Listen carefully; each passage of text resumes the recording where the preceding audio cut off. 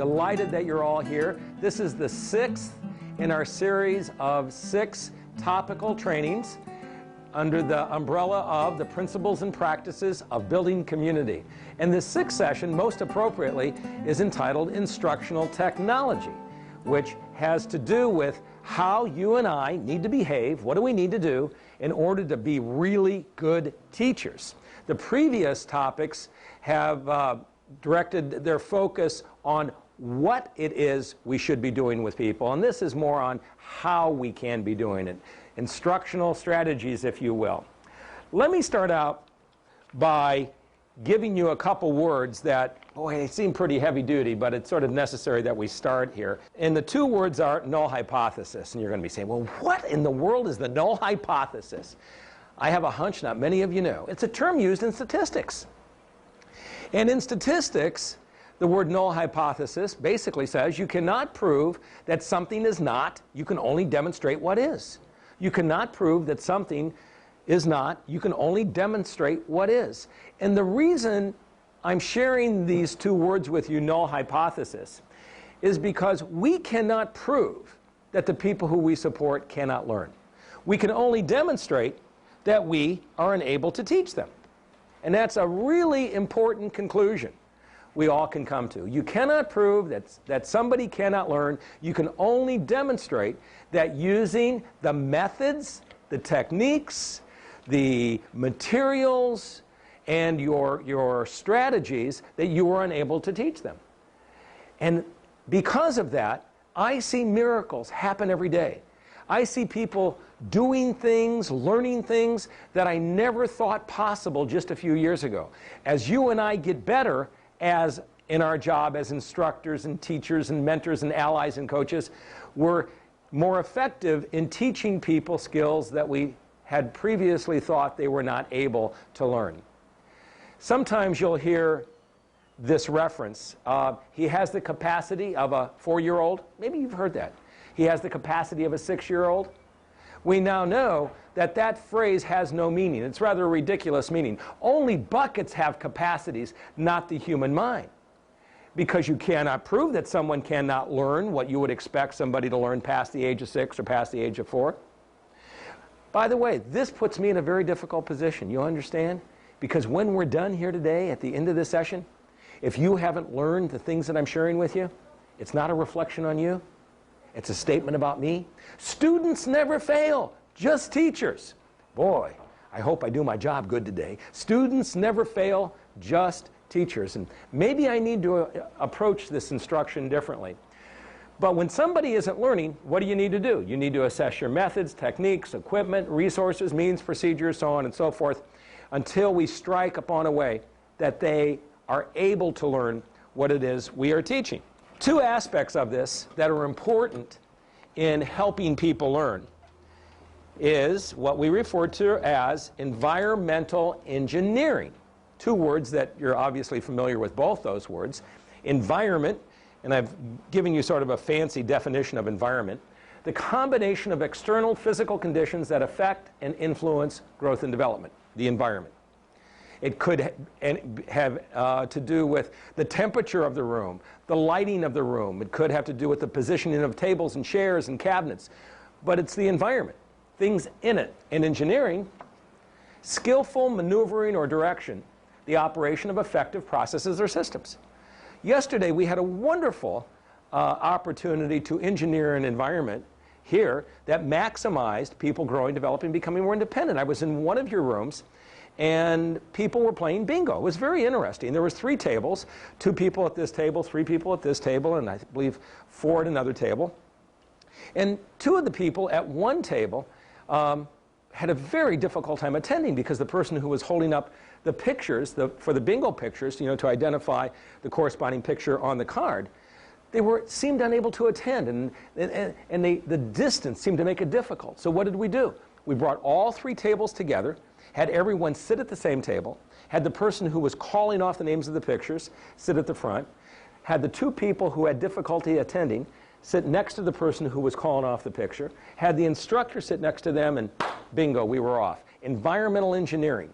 How can we organize the environment to maximize the person's involvement and their opportunity to learn. Sounds easy, but boy, sometimes it can really be difficult. We'll take a look at this in even more detail.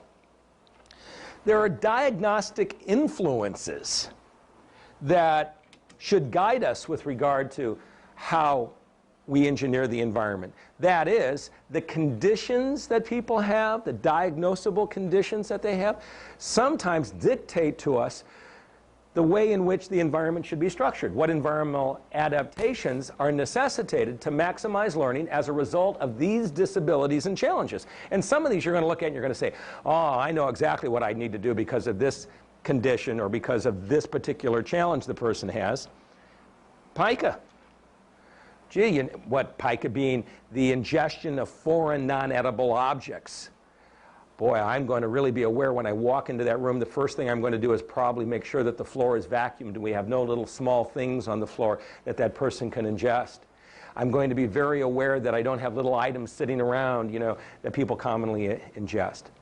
Because for the person who has pica, they sometimes hear things that you can't hear. Jenny, can you come here a moment? I'm just going to do a little demonstration here with Jenny. Jenny said that she would cooperate. This is a little different, Jenny, than we said before, but may I borrow this bottle? Sure. You all see this? This is a water bottle. Well, you can stand here, Jenny. Stand right over here on this one. And I want to put it here. And Jenny, I just want you to stand. Look how I'm standing. Stand like this, right next to there. Okay. Now, shh, shh. Everyone's going to be very, very quiet. Now, sort of move your head this way. Okay? Down there. Okay. Now, shh. Don't say anything. I want you to listen. Listen to this bottle. Shh. Okay. What does that bottle say, Jenny? Can you hear anything? She can't hear anything. Okay, thank you, Jenny. That's very good. Yeah, but she doesn't. But many of the people who you support, they look at that bottle and you know what they hear? Come on over here, pick me up and throw me against the wall. See, sometimes they hear things that you and I cannot hear. It's not little voices, it's not psychiatric, it's these compulsions to go and pick stuff up like, I got to put something in my mouth. So we have to, you know, engineer the environment to minimize those impulses that some people may have. Low-level vision. Some of the people you support have difficulty with average lighting levels, perhaps because their vision is becoming more impaired as a result of age, or they have other issues, and we really got to get the lumens up, the light level up in the room, and then they'll attend much better. Autism. The guy wants to keep going on over to the window and looking outside the window, and he'll stare outside that window all day long. Look at that out there. Well, maybe what we need to do is just make sure there are drapes covering the window. And if that doesn't work, maybe we need to engineer the environment by taking some translucent kind of plastic, you know, that's opaque, and putting it on the outside of the window so he doesn't feel so compelled to have to stand out at that window all day long and look outside. And perhaps that may be the only way in which we can really get him engaged. We've got to engineer the environment. People who are not ambulatory and use wheelchairs. What's engineering the environment? Boy, we've got to make sure that things are accessible. You can't have coat hooks in the room that are all the way up there. They're not going to be able to participate. It's got to be down at the right level. If there's a threshold that goes from one room to the other, and they have difficulty getting the wheels of their wheelchair over it, maybe we have to have maintenance put in some kind of plates on each side so the wheelchair rolls more easily over the threshold. Folks with attention deficit disorder. Gee, I go to sometimes I'm in day program rooms or homes, if I use day programs as an example, and they keep the door to the room open. People are coming down the halls, the kid goes, close the door. Maybe it's that simple to help people attend to tasks if they have severe attention deficit. People who engage in property destruction. That may mean that the only thing that's going to be out, that's going to be available, are the things that we're currently using. Maybe everything has to be locked up. Maybe it needs to be in a cabinet. Maybe it needs to be screwed down, nailed down, welded down. We will do whatever we need to do in order to support people so that they can participate to the fullest extent possible. If somebody engages in property destruction where they have a tendency to turn over tables, I will not hesitate to take L brackets and screw that table down to the floor. Hopefully it's only a temporary measure. But we will do anything that we need to do that is not illegal, immoral, or unethical to support people in having a life of meaning and value. We have to look at these diagnostic influences. Leaving area without supervision. Boy, work in group homes, I'm in day programs where some of these folks constantly get up and leave, get up and leave, get up and leave. And the staff are spending all their time running down the hall, running out the front yard after them. Maybe the problem can be easily resolved by merely putting 2 handles on the door. One here, both having to turn both of them simultaneously in opposite directions. And the person perhaps has not figured out how to do that, or if they are able to do it, it slows them down enough that I can go on over to them and calmly redirect them and stop perhaps what they may perceive as a game of running out and playing catch. So keep these kind of issues in mind as you try to figure out how to engineer the environment. By the way, good students do that. We do that for ourselves.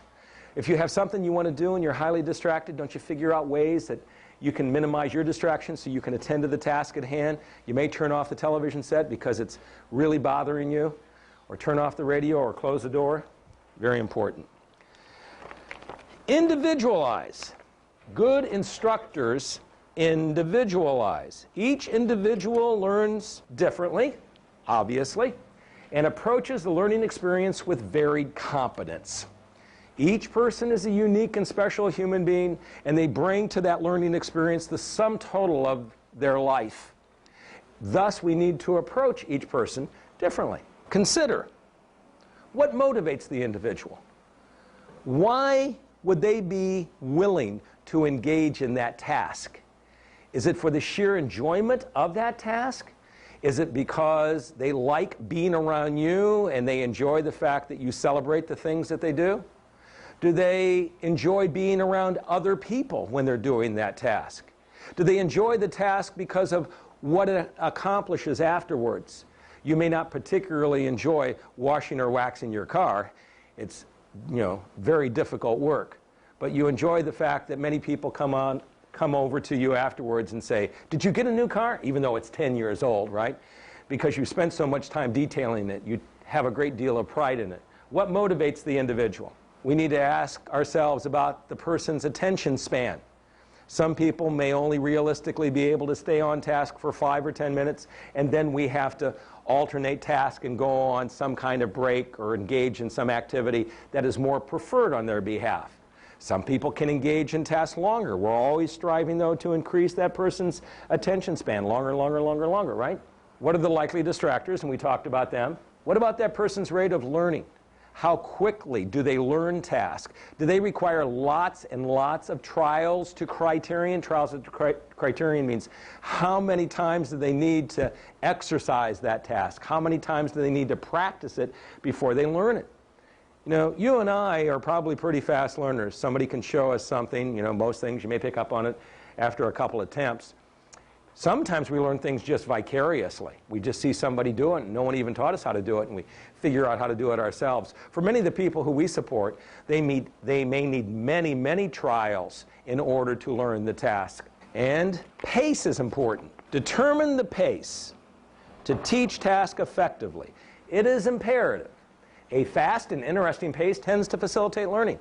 One of the things that I encourage whenever I'm coaching on site and I have people involved in a task, I really like the task to go. Go, go, go, go, go, go, go, go, go, go, go. I literally go like this. Keep it moving. It's very interesting. When the thing starts going real down low, we lose the person. We lose him. Keep that level of engagement up. Keep it moving, moving, moving. For most of our folks, they find it more intriguing, more interesting. It increases their enthusiasm. So keep the task moving. When you have people just standing around, and this is a word I'm going to be using, waiting, which by the way is a very vulgar word, the word wait. It implies that the person's time is of little meaning and value and it's under somebody else's control. Wait, wait, wait. So we need to minimize waiting because many of the people who we support do not do a very good job at waiting. So we want the task to be moving, moving, moving. There is a challenge with this. In order to keep the task moving, in order to have a high level of engagement for the people we support, there's somebody else who needs a high level of engagement. Who is that? It's us. And that's the biggest challenge. I mean, it's easier for us if we keep our expenditure of effort low. It's much easier for us to sort of move more slowly than keep it up and going.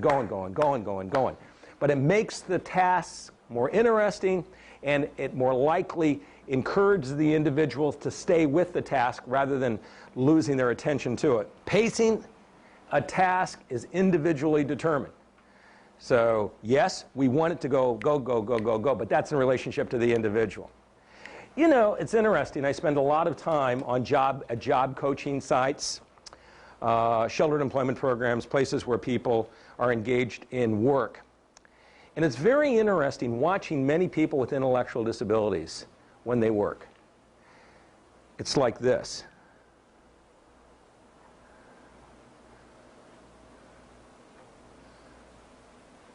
You ever seen that? And you know what's it's that pace, that slow pace. I've come to a conclusion. In the vast majority of cases, that's not a function of their mental retardation. Because if you watch that same person eating, you watch them engage in a task of preference, something they really enjoy, man, they're out there doing it, and they're doing all this stuff, you know. But then you watch them at work, you know, and they're raking. You ever seen them rake? It's like this. But what is the expectation for raking? You know, normally, you know, you rake, got to be productive. And part of that is that learned behavior. We've grown to accept people moving at these very slow paces and have written them off because of their mental retardation.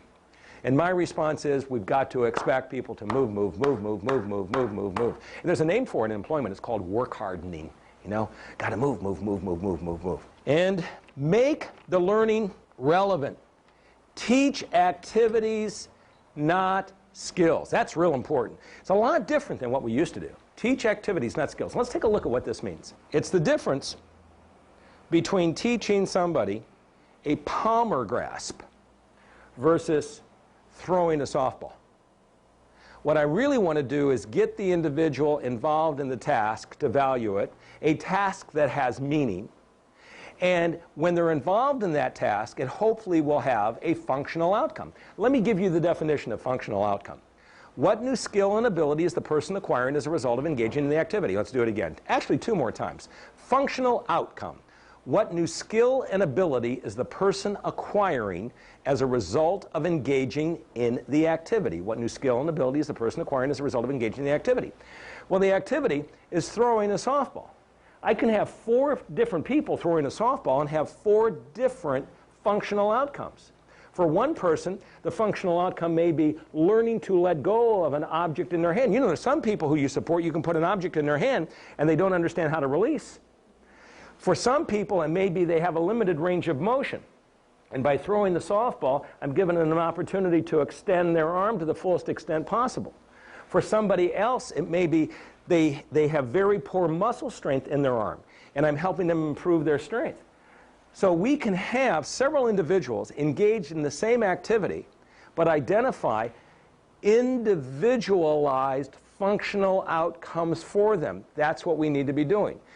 We're not just having them engage in that particular skill, like palmer grasp or letting go or moving your arm, because I could have someone just do this, would have no meaning, right? But throwing a softball, that has meaning. That has meaning. It's sort of the difference between physical therapists used to give people rolling pins, and they'd have range of motion activity, and they'd give them a rolling pin, and they'd go across the table like this. You know what was under the rolling pin? Nothing. It was just an activity to go back and forth on the table in order to engage in extension. In my response, we need to be teaching people activities in a context of meaning. And yes, they should have functional outcomes associated with them. I can give you another quick example, is that vacuuming the floor may have many functional outcomes. One could be an improved palmer grasp. Could I teach somebody to improve their ambulation by vacuuming the floor? Of course, yeah. Matter of fact, vacuuming is a pretty good activity to do to help somebody improve their ambulation because they can depend upon the vacuum cleaner a little bit. Can I teach somebody a 3-part instruction?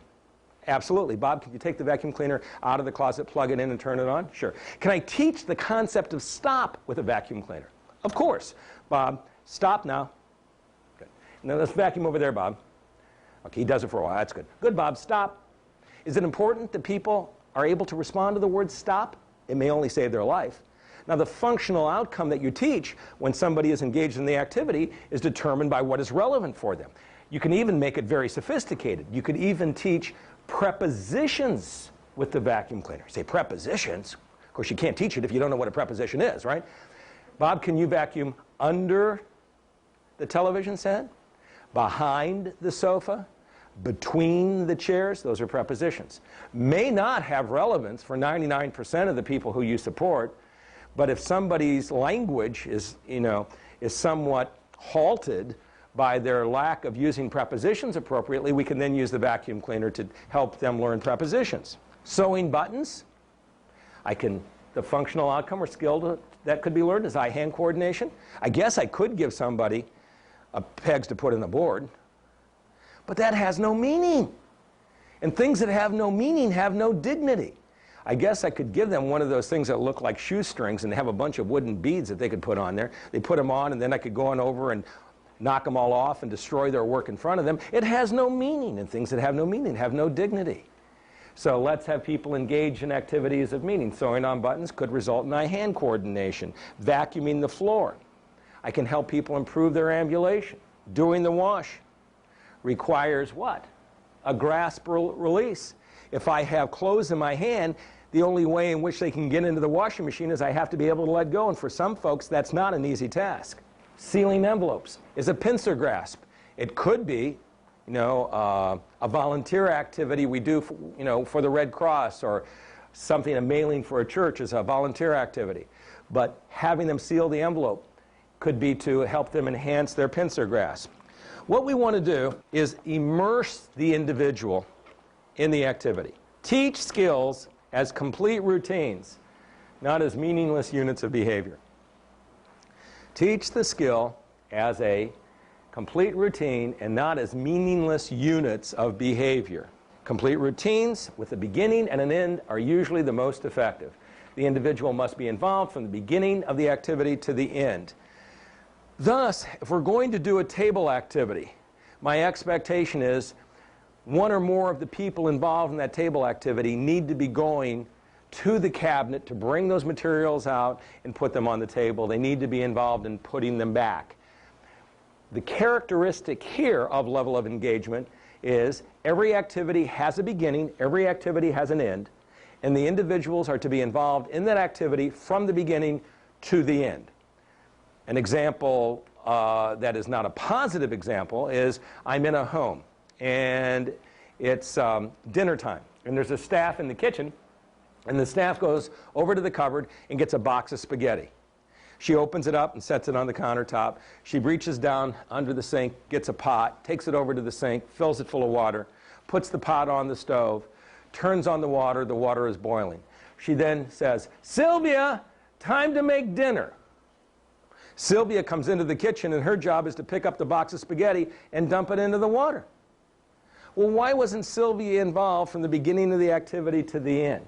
We want to immerse the individuals in all aspects of the activity, unless it's contraindicated. If there's a good reason why you don't want them involved, then don't. And by the way, when the staff goes on over and takes the items out of the cabinet and brings them back, how possibly could the people who are sitting at that table be benefiting? You all know what they're doing, don't you? Waiting. They're waiting. That very vulgar word. That's why they must be involved from the beginning of the activity to the end. The individual must be involved from the beginning to the end of the activity. Support people at the level at which they are willing or capable of participating. Yes, we recognize that for many of the activities you have people involved in, they can't participate fully, either because of significant physical limitations, their mental health challenges, their lack of willingness to cooperate in it. But let's have them participate to the fullest extent possible. There's a wonderful little tale, and it's the tale of the boiling frog. Have you ever heard the tale of the boiling frog? It's a great tale. See, there's this man who wants to eat frog legs. And he gets this frog, a really succulent, big, live frog. And he takes the frog home, and he gets a pot. And he puts the pot under the sink and fills it full of water, and he puts the pot on the stove. He turns on the heat, and the water's boiling, boiling, boiling. He takes the frog, and he drops the frog into the pot of boiling water. What does the frog do? Jumps out. Frog's not stupid. Maybe a frog, but he's not stupid. And the guy loses the frog. And here another man comes home with the frog, and he takes a pot, fills it full of water, puts it on the stove. Nice cold water. And he drops the frog into the nice cold water, and the frog is doing his little froggy thing in the pot. The man slowly turns up the heat on the pot. And the water begins to get warm and suddenly begins to boil, and what happens to the frog? He's dead. It's the boiling frog approach. You work with people, no, the people we support are not frogs, that's not the point, but you work with people at the level at which they are willing or able to cooperate. Make learning fun. This is key as an instructional strategy. Make learning fun. When I walk into a room and I see it on staff's faces that they are having a good time in the activity, boy, I know we're on target. But I see the faces of some staff, and it looks like, hello, jeez. Got the worst case of hemorrhoids of anyone you ever seen in your life. I'm here, I do my job. Oh, no, they walk around with this kind of face. You know, I'm here, there's nothing in my job about smiling. I have a flat affect, that's who I am. They can't make me smile. I know. And then you walk in, and they can't figure out, by the way, why the people who they support don't want to seem to be engaged in the activity. And I'm very serious. And then you walk into these rooms and staff are, gee, hi, how, gee, you know, ha, ha, and laughing and having fun and everything. And you see how that is contagious. So one of the things we want to do is make the activity fun for yourself. Enjoy it. If you don't, it's very likely that the people who you support are not going to enjoy it, or going to enjoy it no more than you do. Okay? Let's talk about the concept, or the word reinforcement, which is a word, by the way, I tend not to use. I've expunged it from my vocabulary. When I was a radical behaviorist, I used to use the word reinforcement. I don't use it anymore. I talk about celebrate. But I want to, for the purposes of this discussion, use the word reinforcement. And reinforcement, when we have people involved in activities, must be natural and adequately provided. An individual should feel a sense of accomplishments when completing an activity successfully. There's nothing better than being able to motivate somebody to be involved in an activity because the activity in and of itself is something that they really value. Whether it's doing painting and art because they get so excited about the end result, whether it is about playing some kind of game and being really excited about being the winner because everyone else lost, whatever the activity, tending a garden and being really thrilled by going back every day and seeing how much the vegetables have grown and the flowers are blooming. That's the best way to go about it. So you ask yourself is, when folks are engaged in activities, what about that activity should attract them? What is going to motivate them? What are the inherent reinforcers? Why is it of value to them? We need to recognize that for many people, some of the activities they're going to be involved in are not going to reinforce them. They're not going to find those activities attractive. I mean, you can maybe come up with a lot of ways to try to make the activity more attractive, but sometimes that's pretty tough. So we might have to resort to responses that are not natural. When natural reinforcers, natural being the activity in and of itself, is of value to the person. When that's insufficient, use social praise as an example. You know, so the individual is doing some raking or they're planting something. It really is laborious for them. It's really hard work. They don't enjoy doing it, but our response is, boy, you've done a great job. You are a hard worker. It's that social praise. Animated, enthusiastic, and sometimes it takes tangibles, but even then we want to do that in a very natural kind of way. Man, it's really hot out here. You're doing such a great job. Hey, when you're done in a few minutes, how about if we break for some lemonade? Now, I'm not using that concept of reinforcer in the way that is normally used. I'm trying to use it in a way as when we work really hard, good things sometimes happen. That's what I'm saying. So we've got to really focus on this. Many times I'll go into programs and I'll see people engage in tasks and they just don't enjoy doing it. They don't want to be there, the people who we support. And then we don't understand why they keep running out of the room, right? When we teach skills, they need to be taught in the appropriate environment. Teach the skill in the environment where it is to be used. Teach the skill in the environment where it is to be used. We do not want to teach money management skills in the day program room with Monopoly money. You don't teach pedestrian skills in the dining room with flashcards. You teach the skill in the environment where it needs to be exercised. One very interesting characteristic of intellectual disabilities is a difficulty in generalizing learned behavior from one environment to another. That's one of the hallmarks. A difficulty in generalizing learned behavior from one environment to another. So we want to teach the skill in the environment where we want it exercised. I'll never forget, and this is a great little story. I was sitting in my office at this place that I worked, a large state residential program. Sitting in my, you all know what an office, you know what an office is? I don't know, the camera probably couldn't hear him. He was very good. What's your name again?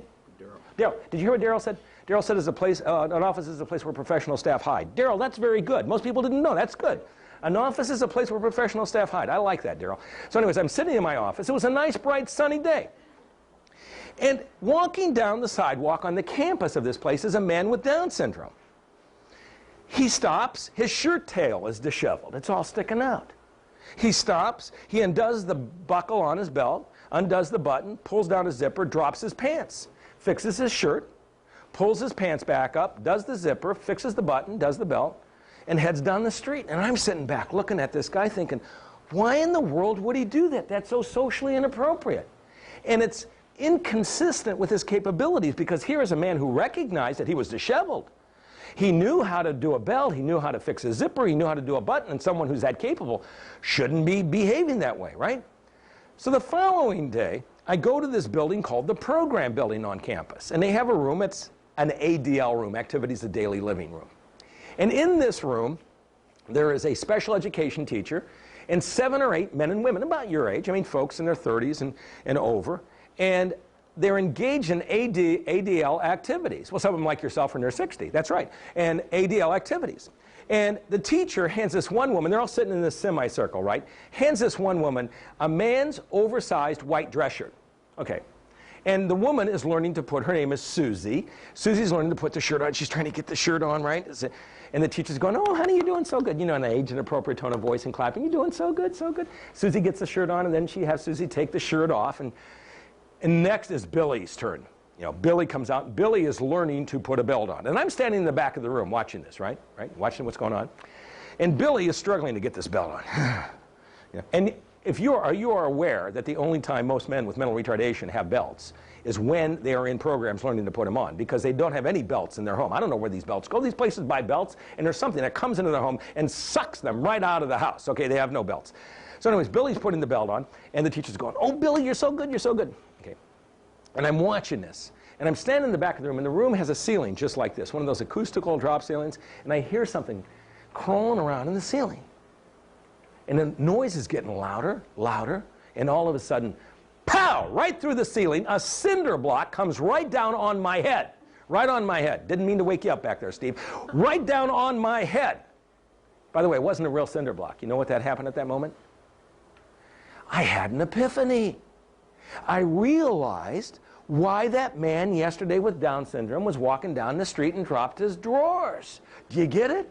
We were teaching dressing as a group activity. Come on over, bring over all your friends. We're going to get dressed and undressed. Well, one of the characteristics of intellectual disabilities is a difficulty in generalizing learned behaviors from one environment to another. You teach the skill in the environment where you want it exercised. Period. That's why we frequently see many of the men and women who we support engaging in such socially unacceptable behavior, like taking out a comb and combing their hair at a dining room table, because I go into a day program and they're teaching grooming skills as a group activity. I'm not making that up. Places do that. Next, appropriate environment. Minimize the need for individuals to generalize learned skills between environments. Teaching pedestrian skills in the dining room is dubious at best. Next, mass practice is frequent repetition of specific skill sets. And for many of the people who we support, having mass practice, an opportunity to do something over and over and over and over again, really, concretizes, solidifies their ability to learn that skill, rather than having infrequent opportunities to engage in it. We give them lots of opportunities, and it is called mass practice. Provide opportunities for life activities which support mass practice. Repetition facilitates learning. And it does for all of us. But the point being, most of us don't require mass practice for most things that we're learning. We can usually learn it 2, 3, 4 trials. Some things that may be very, very complicated, like you're learning to put together a small nuclear detonating device. Remember the last time you were learning to do that? It took you a lot of time and a lot of practice to learn how to get all those wires just right in there. But for most things, we don't require mass practice. Group instruction. Activities conducted by a primary instructor allow other staff to assist by. In other words, if you have a group of folks and you have more than one instructor, and in most cases we do, you may have 1, 2, or 3 people involved with a group of folks, how can we use those folks? Well, when one person's doing the instruction, it may give the other person an opportunity to do recording of data. It may be recording of data in terms of behavior recording or recording of the skill acquisition that the person is learning. It frees up another person to fully participate on praising people. While one staff is doing the instruction, the other one's going around and say, "Boy, Daryl, you're doing really a good job on this. Boy, I saw you, you're doing really great." And they're focused on just going around that table and celebrating with people the good job they're doing. "Boy, you're sitting there so nicely. I really like that. That's good." Or it can free up the other person to redirect disruptive behaviors. So let's say we have a staff who has 7 or 8 people and we're doing an exercise kind of program, okay? The one staff is up front, perhaps with one of the individuals who they're supporting by their side, and they're doing the demonstration of what to do. Somebody gets a little disruptive, it frees up the other staff to go around to the back and redirect them.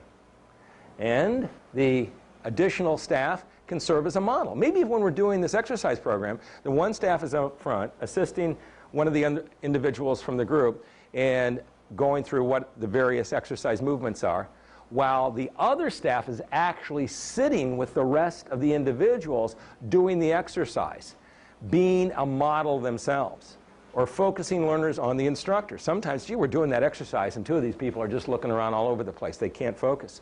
And so the other instructor goes over and says, "Can you see her? Come on, look at her. Look at Sylvia, see what she's doing?" So there can be some really good ways in which we can use multiple instructors in the same classroom. Next, independent initiation. Don't prompt. Wait to see if the skill occurs at an acceptable level of proficiency.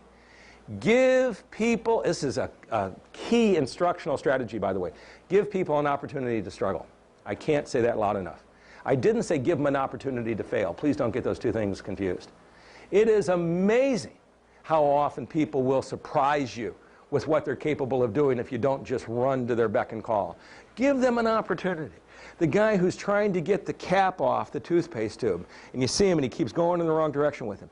Give him a moment. Let him see if he can figure it out. Don't be their frontal lobe. Don't have to come to people's rescue right away. And when you do come to their aid, don't give any more assistance than is needed. Just enough to allow them to continue. And it is stated there. When it comes to verbal prompting, which is a good segue here, utilize a hierarchy of verbal prompts. Don't give the individual any more verbal information than they need in order to complete the task. Do not be their frontal lobe. Do not think for the person. Example. See, Bob just got up from the table and he left his plate on the table. So maybe now we need to say, "Did you forget something?" Ask a probing question. "Bob, did you forget something?" He's thinking. I am quite convinced that the lack of self-initiation that we see in many of the people we support, what appears to be severe difficulty in taking independent action, is less a function of their neurological challenges than it is of the learned helplessness that we created in their life. Many of these folks seem to always be waiting for us to tell them what to do. And you'll see this in adolescents who are typical adolescents, who may not even have any physical or intellectual limitations. The only time they'll pick their dirty clothes up off the floor is when Mom says, "Can you get your dirty clothes up off the floor?" They're waiting for the prompt. "See, my hair is combed," and direct the person. Because, by the way, the issue with Bob is Bob came out and his hair was all messed up. I first said, "Bob," didn't get it. Then I said, "Did you forget something, Bob?" hoping that he would realize he came out and didn't comb his hair. And then I'd say, See, Bob, my hair is combed. Ah, maybe now he'll get it.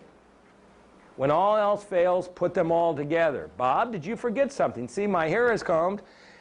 And if that really doesn't work, Bob, you probably need to comb your hair if we have to go to that level. Let's talk about prompt fading. As the person performs correctly, provide progressively less intrusive prompts. Intrusive prompt is what? Hand over hand, physical assistance through the task. Gentle physical redirection, pushing, nudging the individual's hand. That's a less intrusive prompt. And as the person learns, we want to be less intrusive. Jenny, can I borrow you again so we can do a quick demonstration? And we'll pretend with Jenny that this is meal time. Over here, Jenny. And Jenny has difficulty in picking her spoon up and bringing it to her mouth. One of the tricks, and there's a number of tricks that we can use to help Jenny become more independent, is I may have a very wonderful face. See this face? She will learn nothing from it. It's not my face I want her to look at. What do I want her to look at? I want her to look at her hand, her spoon, and her food. So thus, if I'm here, when you're in front of somebody, we all have a tendency to look up at the people who are in front of us. So logic tells me I don't want to be here if I want her to look here, so I'm going to move back here. The other reason I'm going to move back here is you perhaps have seen on television, or maybe you've had the good fortune to be at one of these places, where they do experiments and research with very dangerous viruses or radioactive materials, and they have those thick pieces of glass, and the researcher puts their hands in through these special holes with those rubber gloves, and they turn these devices. They're like automatic or robotic arms, and with every turn of the wrist, there's a corresponding move in the robotic arm. You all know what I mean? Okay. Think that way. That's the way you need to be thinking. Because I am now going to pretend that Jenny's arm is an extension. I'm going to assume, and it's an assumption that she's right-handed even though I'm left, that her arm, you're left-handed? Oh, well, use your right hand anyways. Is that her arm, I'm left too, that her arm is an extension of my arm. And if she cannot hold her spoon, I will put the spoon in her hand, put my hand over her hand, and at any point in which I feel she continues this movement forward, bear in mind there's probably some motivation here on her behalf. She wants the food in her mouth. But at any point, if she can hold on to it, I probably will only put my finger here. You see how my finger is here? And once the spoon is in her mouth, let's say it's in her mouth and she's eating, I let go. And if it just sort of stays there, then I'll guide her hand back, letting go at any point that I can. I'm also thinking about bringing my hand up her arm. This is called graduated guidance, okay? The layperson's term is hand over hand. But it's not really a good descriptor because it's not really hand over hand. Because I'm constantly thinking about bringing my hand up her arm. Because as she's getting more independent, I'm now going to put my hand here. By putting my hand here, I'm less intrusive than having my hand here, because when I'm here, this implies that she now has the capability of holding on to the spoon. I want to get to the point where I can be here and perhaps only occasionally put my hand on her shoulder as the prompt for her to bring it to her mouth. There's some serious questions I have to ask when I do this. First question is, she may have a very difficult time engaging in an appropriate grasp to hold on to the spoon. I may end up spending the next 4 months engaged in this kind of behavior to teach her to hold on to the spoon.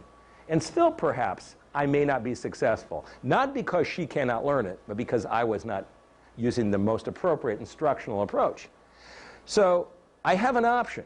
Rather than me spending all this time trying to teach her to hold on to the spoon, could I not get an adaptive spoon that perhaps has a Velcro strap so that she can get on with life? But if I give her the adaptive spoon with the Velcro strap and I stop doing this, she may have to end up using the adaptive spoon with the Velcro strap for the rest of her life versus me expending the time and effort to do this. It's not a question that you can answer before the fact. You answer it on an individual basis and say, well, what is in that person's best interest? Do I give them an adaptive device, or do I teach them, how to become more independent? The truth is, they also sell special mechanical plates. I don't know if you've ever seen them. They go around in a circle. They sit like on a turntable, and there's a spoon that goes down, literally brings up the food to the person's mouth. They eat it. with their head, they trip a little trigger, and the spoon goes back down and brings up food. Well, I could give the person that, but if I gave them that, then they may be dependent upon that for the rest of their life, which may be okay, but it's a tough decision to make. Thank you very much, Jenny. It's a tough decision to make on whether I'm going to teach the person a new skill or whether I'm going to provide them with an adaptive device that will allow them just to get on with it. And we face that dilemma a lot. You know, sometimes we do shoe tying programs, right? You teach people how to tie their shoes. Well, what point do you say, enough of this already? Why don't we just get them shoes with Velcro straps so they can put them on independently and move on? There's a lot of things you have to learn. I can't answer that question. You have to answer that question. And let's look at natural cues. Each step in an activity should serve as the cue for the next. That is why it's so important. Then when we teach somebody an activity, we follow the same exact steps every time. For you and I, we don't have to have it that way. But if I'm teaching somebody to brush their teeth, I want to make sure that the first step is opening the medicine cabinet. Toothpaste is always in the same location. Otherwise, they're going to be doing one of these things, perhaps, trying to locate it. It's always here. Next step, take off cap, put it down. Next step, turn on water. Next step, get toothbrush. Next step. And by doing it exactly the same way every time, it increases the probability that the person can learn it because the step before becomes the cue to engage in the next step. That's why I like activities in day rooms that are, when there are day programs, that are assembly line tasks. You see why assembly line tasks are so wonderful? Because the person to your left cues you to engage in the next step of the activity, whatever that activity may be. Rather than waiting for some instructor to come on over and say, now you now need to do this, we set it up in such a way that the person to your left triggers you to engage in the next activity. Frequently, people in institutional settings, don't forget what an institution is. An institution is not a place. It's what? Real loud? State of mind. Very good. Settings receive their cues from staff, thus becoming dependent on staff cues.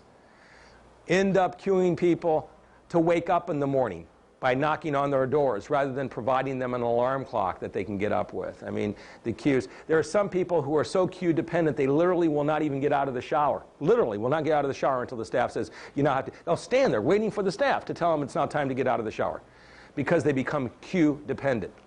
We have to move out of the picture. Redirect. Redirect means what? To change direction or course. Redirect. Allowing individuals to engage in unacceptable behavior communicates the behavior is acceptable. Another word for this, when I'm talking about redirect, I am not talking about behavior that's unacceptable as in challenging behavior, aggression, property destruction. That's not what I'm talking about. I'm talking about errorless learning. When you have somebody you're trying to instruct, you're trying to teach them something, don't allow them to do it wrong. If you're teaching somebody to sweep the sidewalk and they're pushing the broom, you know, it's a broom and you're supposed to go like this and they're just moving stuff, don't let them do that. You got to allow them to do it and encourage them to do it right. How can they ever learn to do it right if you don't, assure that they do it right? So you want to redirect them back to doing the activity as it's supposed to be done. Okay? Now, that brings to closure this session. And remember, the null hypothesis. Only buckets have capacities, not the human mind. And you too, there's no doubt in my mind, can make miracles happen. Thank you. Have a great day. Bye. Thank you.